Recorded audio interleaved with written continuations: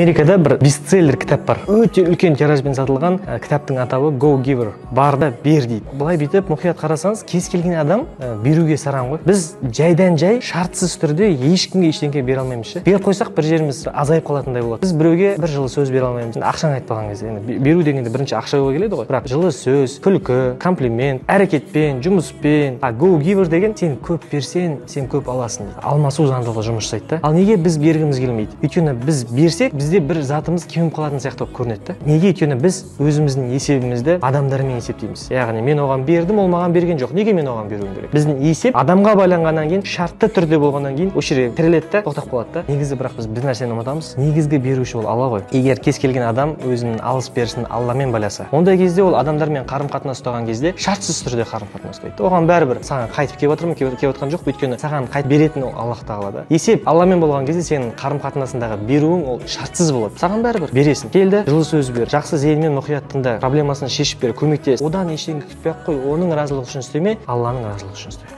Ахмет Байтұрсынов атамыздың сөзі бар. Ел бүгіншіл, біздікі ертең үшін деген. Сонда ол ел үшін істеген жоқ та оны. Оның алыс берісі елмен болған жоқ. Ол қиямет күніне бәрін байлатты. Яғни ол Алланың разылығы үшін берді. Берген кезде ниетімізді тураласақ, және де есебімізді Алламен байласақ, мен ойлаймын, бізде бәрі жақсы болады.